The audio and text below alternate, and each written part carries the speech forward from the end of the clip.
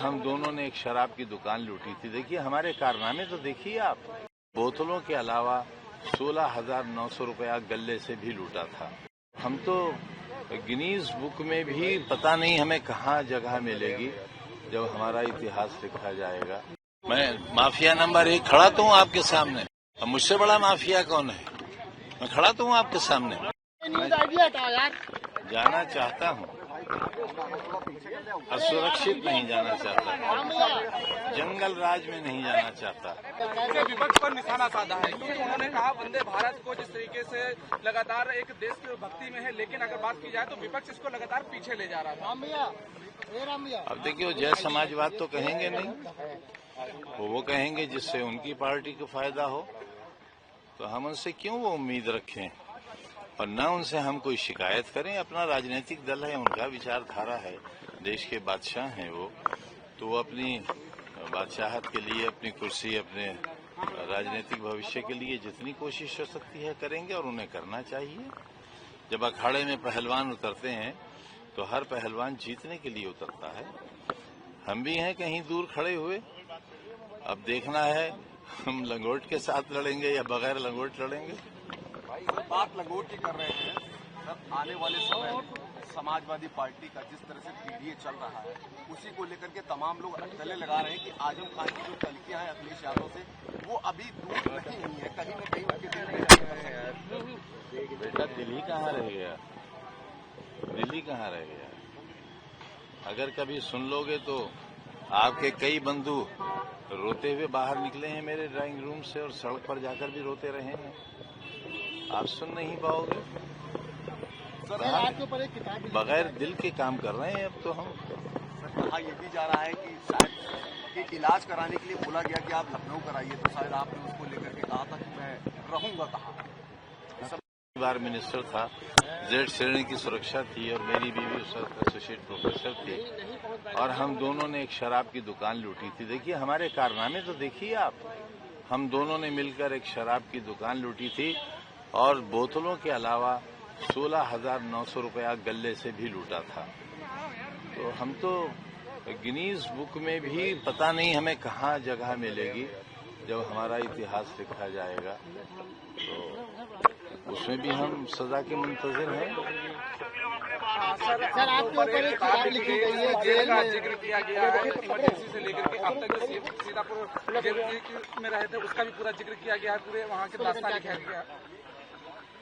पता नहीं, अभी तो मालूम नहीं। सर यूपी में योगी सरकार किस तरह काम करी उसको कैसे देखते हैं? देखते ही नहीं है, चश्मा लगा रखा है।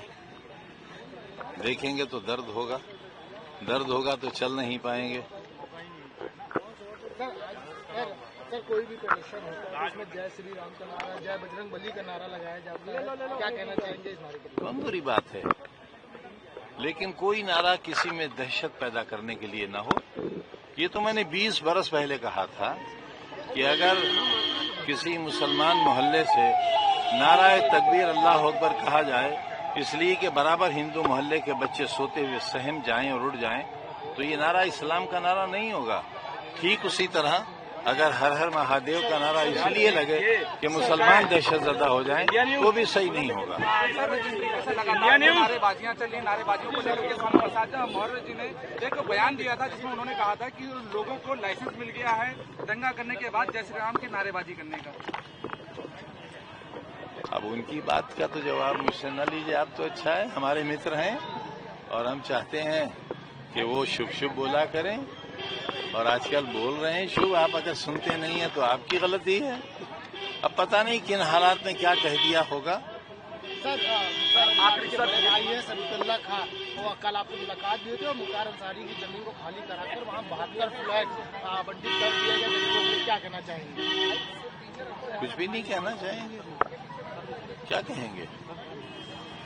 हमारी भी रोजी रोटी का कहीं ठिकाना था, वहाँ भी बुलडोजर चला। कुछ नहीं कहना। 2027 के चुनाव को लेकर के अखिलेश यादव लगातार पीडीए को लेकर के सक्रिय हैं। पीडीए पंचायत भी किया गया, पीडीए को लेकर के आपकी क्या राय है सर, क्या कुछ कहेंगे? 27 में क्या और कुछ भूमिका होगी आपकी?